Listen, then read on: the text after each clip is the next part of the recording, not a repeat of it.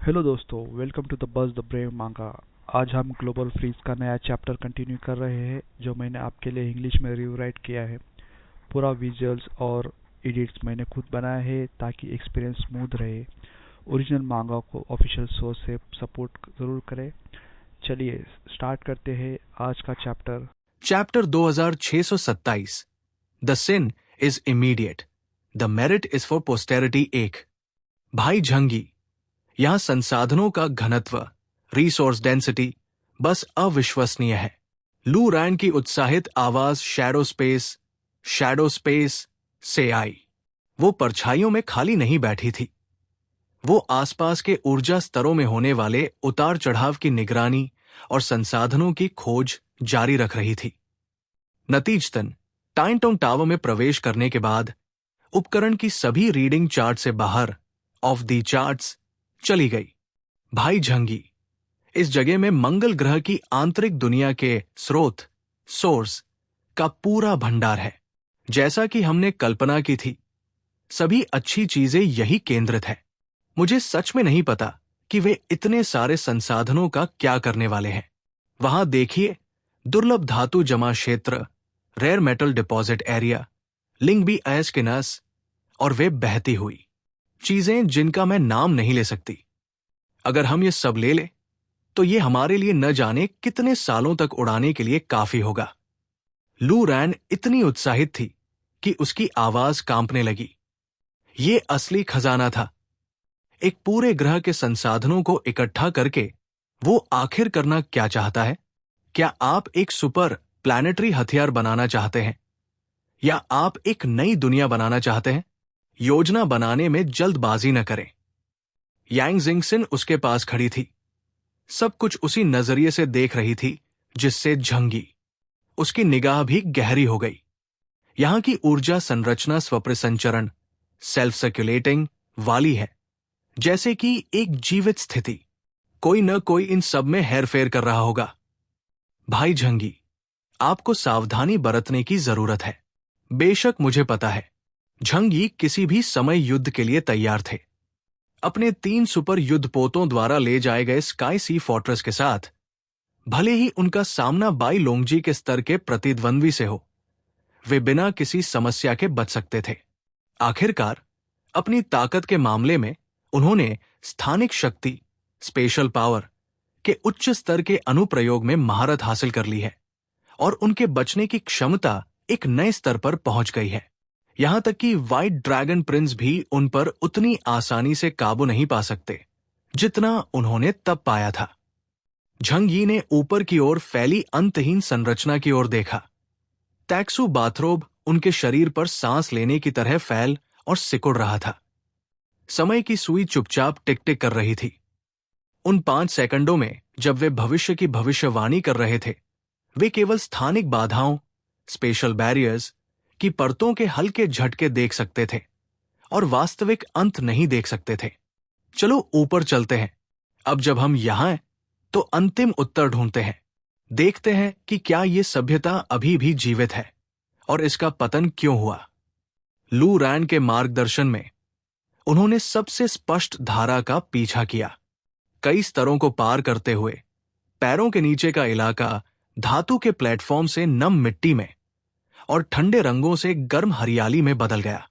अंत में एक स्तर पर नजारा अचानक खुल गया। वो एक अत्यधिक प्राचीन जंगल था। गगनचुंबी सरू के पेड़, साइप्रस ट्री का छज्जा आसमान को छू रहा था। हवा में लताएं लटकी हुई थी और स्टील की शाखाओं पर फूल खिले थे जिनसे हल्की चमक निकल रही थी। जंगल में एक धारा है, पानी पारदर्शी है, लेकिन तल पर सूक्ष्म रूनिक सर्किट्स बहते हैं। एक कोमल हवा पत्तों के बीच से सरसराई, जिससे वे एक दूसरे से रगड़ खाने लगे, और एक नरम धातु की आवाज पैदा हुई। और इस जंगल में एक साम्राज्य खड़ा है। ये मानवीय अर्थों में कोई नगर राज्य नहीं है, बल्कि अनगिनत यांत्रिक जीवन रूपों, मैकेनिकल लाइफ फॉर्म्स द्वारा स्वयं बनाया गया शहर है। वहां उत्कृष्ट रूप से तैयार किए गए लगभग इंसानों जैसे यांत्रिक पुरुष और महिलाएं थे, जिन्होंने कपड़ों की नकल पहनी हुई थी। जंगल के रास्ते पर चल रहे थे, संशोधित ऊर्जा लैंप ले जा रहे थे, सिर हिला रहे थे और एक दूसरे का अभिवादन कर रहे थे। एक स्टील का विशालकाय 10 मीटर से अधिक लंबा एक पहाड़ी पर पालथी मारकर बैठा था और मनोरंजन के लिए अपनी उंगलियों के बीच छोटे मरम्मत करने वाले मशीनों के एक समूह को सरकने दे रहा था। वहां सरल बक्से के आकार के जीव भी हैं, जिनके सिर सिर्फ गोल गोले हैं और बहुत ही सरल अंग हैं, जो पृथ्वी की वर्तमान तकनीक से भी कम उन्नत है। उन्होंने धीरे धीरे और सहयोग से सामग्री को स्थानांतरित किया, पुर्जों को व्यवस्थित किया और विभिन्न स्थानों पर बिखरे पुराने शरीरों को इकट्ठा किया। उनके बीच कोई युद्ध नहीं था। भले ही वे अलग दिखते थे और कई अलग अलग युगों की अलग अलग तकनीकों के उत्पादों की तरह लग रहे थे, वे बहुत अच्छी तरह से साथ रहते थे। यहां तक कि शुरुआत में हमने जो क्रूर युद्ध मशीनें देखी थी, वे भी यहां धीमी हो गई थी। कुछ धारा के पास बैठकर छोटे टोही विमानों के लेंस पोंछ रहे थे, जबकि अन्य ने छोड़े गए हथियारों को बच्चों के खेल के मैदान के उपकरणों में बदल दिया था, जिससे नन्हे यांत्रिक जीवों का एक समूह ऊपर चढ़ सकता था और नीचे कूद सकता था। एक अजीबोगरीब लेकिन लगभग कोमल यांत्रिक साम्राज्य। सैंडस्टॉकर सभ्यता के यांत्रिक टर्मिनलों ने अपनी एक अलग दुनिया बना ली है। फैटिक्शू ने अपनी जीभ चटकाई। अगर ये पहले होता तो मुझे लगता कि ये कोई हॉरर फिल्म है। लू रैन की आंखें और भी चमक उठीं। भाई झंगी, इसे हमारे सिस्टम के साथ एकीकृत इंटीग्रेट करने की जरूरत है। जल्दबाजी मत करो, चलो थोड़ी देर और देखते हैं, झंगी ने शांति से कहा। उसके सामने का दृश्य बहुत ही अजीब था और उसने निष्कर्ष निकाला कि ये यांत्रिक जीवन रूप अनंत लंबे समय से अस्तित्व में थे, क्योंकि यांत्रिक जीवन रूपों की पहली पीढ़ी और उन लोगों के बीच कम से कम कई हजार साल का अंतर है, जो असली लोगों से लगभग अप्रभेद्य इंडिस्टिंग्विशेबल हैं, और इससे भी अधिक। वो थोड़ी देर जंगल के किनारे चुपचाप खड़ा रहा। उसका टैक्सू बाथरोब तब तक पीछे हटता रहा जब तक कि वो अदृश्य नहीं हो गया। केवल डीमन गॉड आर्मोर की काली रूपरेखा रह गई। उसने इस यांत्रिक साम्राज्य को चलते हुए देखा, उन्हें अपने तरीके से जीवन का अनुकरण करते हुए देखा और निर्माण करना, साझा करना, देखभाल करना और एकजुट होना सीखा। इन लोगों ने वास्तव में यांत्रिक मलबे को एकीकृत करके बच्चे या छोटे यांत्रिक जीवन रूप बनाने में कामयाबी हासिल की। यही बात थी जिसने झंग यी को सबसे ज्यादा चौंका दिया। वे बढ़ रहे हैं और संतान पैदा कर रहे हैं। यांत्रिक जीवन रूप बुद्धिमान प्राणियों की तरह बढ़ रहे हैं। ये किस तरह का चमत्कार है? क्या सैंड रेडर सभ्यता यही बनाना चाहती थी? क्या सिलिकॉन आधारित सभ्यताओं को खुद को प्रजनन करने में सक्षम बनाना निर्माता, क्रिएटर के अधिकार को चुनौती देने का एक प्रयास है? इस आरामदायक यांत्रिक साम्राज्य को देखकर कई लोगों की आंखें पिघलती हुई लग रही थी। वे इस शांति को तोड़ने की हिम्मत नहीं कर पा रहे थे। झू यी ने अपनी आंखें झुका ली, एक पल के लिए हिचकिचाई और फिर झंग यी से पूछा, झंगी, तुम क्या करने की योजना बना रहे हो? वो झंग यी के स्वभाव को समझती थी, लेकिन उसे अभी भी लगा कि इस चमत्कारी देश को संरक्षित किया जाना चाहिए। झंग यी ने अपनी नजरें हटा ली। लूटपाट जरूरी है, उन्होंने शांति से कहा। विजय भी जरूरी है। झंग यी ने खुद को कभी दयालु व्यक्ति नहीं माना। उसे बुरा इंसान बनने में कोई आपत्ति नहीं है, ताकि उसके आसपास के लोग शांति और खुशी पा सकें। इस स्थान पर मंगल के सभी संसाधन हैं। उसे इसे प्राप्त करना ही होगा। तभी वह उन लोगों की रक्षा कर सकता है जिन्हें वो प्यार करता है। हर चीज की एक कीमत होती है। इस जगह को नष्ट करने के फायदे बहुत बड़े थे। झंग यी ने अपने दिल की हिचकिचाहट को दबा दिया और एक बेरहम इंसान की तरह काम किया। यहां की ऊर्जा स्रोत प्रणाली, सोर्स सिस्टम की केंद्रीय संरचना बहुत खतरनाक है। जंगल में टिमटिमाते प्रकाश के विभिन्न बिंदुओं को देखते हुए झंग यी ने सोचा, अगर एक दिन इन चीजों को राक्षस देवता, डीमन गॉड द्वारा जगाया जाता है या किसी अंधे बल द्वारा कब्जा कर लिया जाता है, तो इसके परिणाम सैंड राइडर्स के बीच गृह युद्ध से भी बदतर होंगे। वो कोई संत नहीं है। वो किसी संभावित खतरे के आगे नहीं झुकेगा, भले ही ये खतरा वर्तमान में शांति से रह रहा हो। लेकिन ये शब्द आत्मसांत्वना का एक रूप अधिक थे। उसे आक्रामक बनने के लिए एक वैध कारण खोजने की आवश्यकता थी। पाप वर्तमान में किया जाता है, लेकिन पुण्य पीढ़ियों तक बना रहेगा। झंग यी ने बर्फीले लहजे में कहा, chapter 2628, the sin is immediate, the merit is eternal though. जैसे ही वो एक कदम उठाने वाला था, जंगल की गहराई में अचानक एक नरम रोशनी लहरों की तरह उठी। वो आवाज हमले का संकेत, हारबिंगर थी, फिर भी एक कोमल निमंत्रण की तरह थी। टहनियां और पत्तियां धीरे से अलग हो गई, और हरी रोशनी और धातु के बीच की दरार से एक आकृति उभरी। वो चांदी जैसे बालों वाली एक महिला थी। वो लंबी और छरहरी थी। उसकी पोशाक सफेद धुंध की तरह थी, और वो उस जमीन पर नंगे पैर चल रही थी जहां धातु और मिट्टी आपस में जुड़े हुए थे। उसके हर कदम के साथ आसपास के फूल और यांत्रिक भाग धीरे से अपना सिर ऊपर उठाते थे। उसके बाल हल्के चांदी के रंग के थे जो उसके कंधों पर गिर रहे थे, और उसकी आंखें साफ हल्के हरे रंग की थी जो पूरे साम्राज्य की रूपरेखा को प्रतिबिंबित, रिफ्लेक्ट कर रही थी। उसका चेहरा सुंदर था, या अधिक सटीक रूप से ये एक ऐसी सुंदरता थी जो एक मां, मदर की सुंदरता से मिलती जुलती थी। ये प्रलोभन, टेम्पटेशन नहीं, बल्कि सहनशीलता, टॉलरेंस है। वो कुछ कदम दूर रुकी और थोड़ा नीचे झुकी।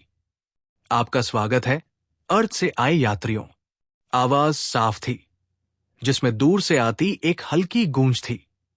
मेरा नाम ईव है, और मैं इस यांत्रिक साम्राज्य की मां हूं। झंग यी उसे घूरता रहा।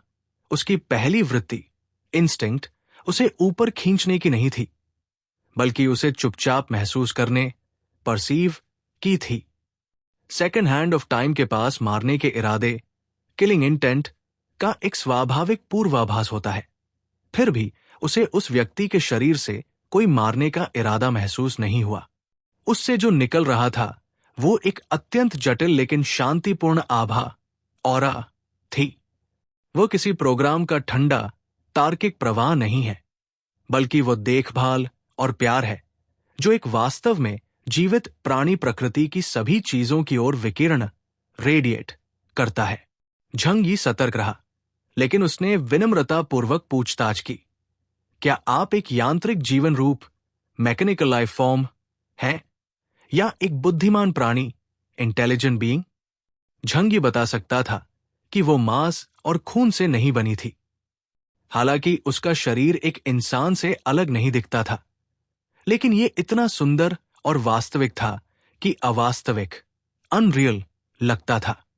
वो जानता था कि इस दुनिया में निर्माता काग्गों के अलावा केवल इहेन क्लैन और द्रिक के साथ राजा ही वास्तव में नियति, डेस्टिनी बना सकते थे। लिंग के मानवीय रूप की संरचना 6 लोगों वाले इंसान की कोशिकाओं से अधिक जटिल है। इसके अलावा यदि लिंग चाहती तो वो प्रजन, रिप्रोड्यूस भी कर सकती थी, लेकिन उसके सामने खड़ी महिला ईव उतनी उत्तम नहीं थी। झंग यी का सवाल सुनकर ईव धीरे से मुस्कुराई।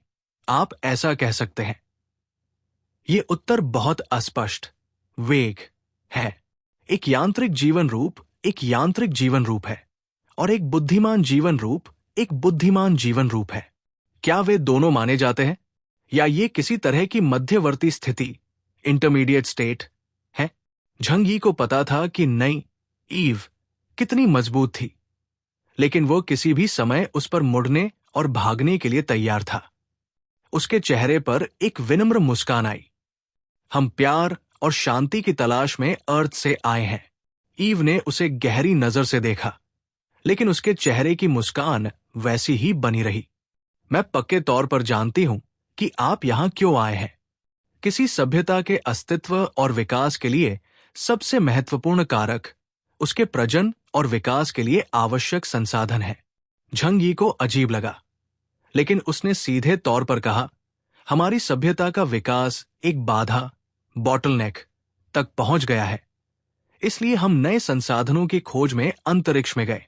आपकी सैंड रेडर सभ्यता से मिलना एक दुर्घटना थी। जब ईव ने सैंडस्लेयर्स शब्द सुना तो उसकी आंखों में यादों की एक झलक दिखाई दी। उस क्षण झंगी ने फ्रीमैन की उत्साहित आवाज सुनी, झंग, उससे पूछो कि क्या वो नस्की के बारे में कुछ जानती है। यहां अभी भी एक जीवन है। अगर नस्की अभी भी जीवित है तो उसे निश्चित रूप से पता होगा। झंगी ने एक भौं उठाई और बस फ्रीमैन को बाहर आने दिया। वे एक घने जंगल में थे जो प्रचुर पेड़ों और हरियाली से घिरा हुआ था। समृद्धि और जीवन शक्ति का दृश्य था।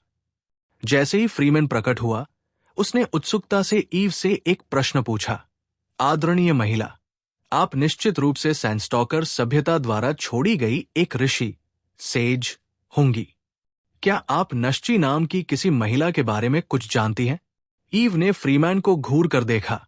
उसकी आंखों में मनोरंजन की एक झलक थी। आप वो मेहमान हैं जो 20 साल से भी पहले अर्थ से आए थे। मुझे आप याद है। इन वर्षों में मैंने कभी कभी आपके अस्तित्व को देखा है और कार्बनाधारित से सिलिकॉनाधारित सामग्रियों में बदलने के आपके स्वैच्छिक चुनाव को देखा है। मैं तब इस दृष्टिकोण को समझ सकती थी। वो धीरे से मुस्कुराई।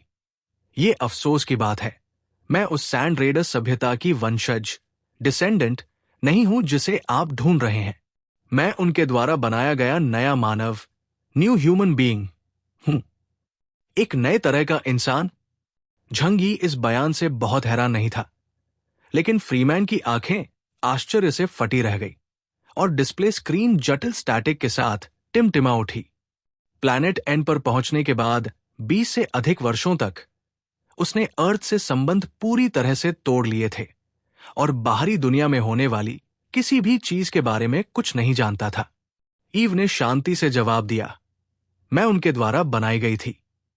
बाद में जब कोई इंसान नहीं बचा, केवल मशीनें बची, तो मैं इस खोई हुई दुनिया में उन यांत्रिक प्राणियों के मन में मां बन गई। फ्रीमैन चौंक गया। तुमने क्या कहा? कोई इंसान नहीं बचा।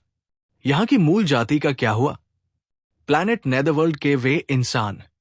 ईव ने उसके सवाल का जवाब नहीं दिया, बल्कि झंगी को घूर कर देखा और धीरे से पूछा, अर्थ से आए मेहमान, आपको क्या लगता है कि भाग्य, फेट का असली स्वरूप क्या है? एक इंसान के रूप में क्या आप समझते हैं? जब उसने ये सवाल पूछा तो उसकी आंखों में भ्रम की एक झलक थी। फिर वो बुदबुदाई, मेरे पैदा होने के बहुत बाद मैंने खुद सोचने की क्षमता हासिल की। मैं मानवीय दुख को महसूस कर सकती हूं, और जब मैं अपनी मां से अलग होती हूं जिसने मुझे बनाया है, तो मुझे दुख होता है। मुझे लगता है मेरी भावनाएं हैं। मुझे लगता है कि मुझे एक सच्चा जीवन होना चाहिए, लेकिन उन सभी ने मुझे बताया कि मैं हूं। उन्होंने कहा कि मेरा अस्तित्व उन्हें लड़ने में मदद करने के लिए है, लेकिन बाद में उन्होंने अपने भौतिक शरीरों को त्याग दिया और खुद को एक निलंबित गोले, सस्पेंडेड स्फीयर के अंदर बंद कर लिया। तो अब क्या वे आत्माएं हैं जो भाग्य का निर्धारण करती हैं, या ये मैं हूं अपने शरीर और मन के साथ जो भाग्य का निर्धारण करती हूं? जैसे ही उसने सवाल पूछा, उसने अपने स्तनों की ओर नीचे देखा। झंगी वो एक लंबी चुप्पी में डूब गया। इस सवाल के कारण वो इसका जवाब नहीं दे सका और उसे इसका जवाब देने की परवाह भी नहीं थी। ब्रह्मांड के अंतिम प्रश्न मोटे तौर पर वे 3 ही हैं। मैं कौन हूं? मैं कहां से आया हूं? मैं कहां जा रहा हूं? यहां तक कि एफेमेरल जाति भी अपने अस्तित्व के अर्थ को लेकर भ्रमित थी। अंततः सामूहिक रूप से ऊपर जाने और एथर में लौटने का विकल्प चुना। एफेमेरल जाति के अनुसार ब्रह्मांड में सब कुछ अर्थहीन है। हर जीवन रूप, हर जाति, हर व्यक्ति केवल ईथर की एक अभिव्यक्ति है। ये ईथर से आता है और अंततः ईथर में वापस आ जाएगा। इसलिए किसी व्यक्ति का व्यक्तिगत जीवन अर्थहीन है, लेकिन क्या झंगी को उस सब की परवाह है? उसे बिल्कुल परवाह नहीं है। वो तब तक खुश महसूस करता है जब तक वो उन लोगों के साथ रह सकता है जिन्हें वह पसंद करता है।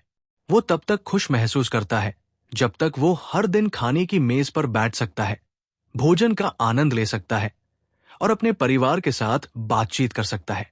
वो तब तक खुश महसूस करता है जब तक वह इस ऊर्जावान उम्र के दौरान उस महिला के साथ यौन सुख का आनंद ले सकता है जिसे वो प्यार करता है। वो तब तक खुश रहेगा जब तक कल का दिन धूप वाला हो और वो आराम से धूप सेंक सके। तो क्या दुनिया झूठी है? क्या इसका अस्तित्व भी है या वो सच है? वो और फिर से दोस्तों, ये था आज का चैप्टर। आपको एपिसोड कैसा लगा कमेंट में ज़रूर बताएं। अगर आप मांगा स्टोरीज एंजॉय करते हैं तो वीडियो को लाइक करें और बस द ब्रेव मांगा को सब्सक्राइब करना मत भूलिए। मिलते हैं नेक्स्ट चैप्टर में। Thank you.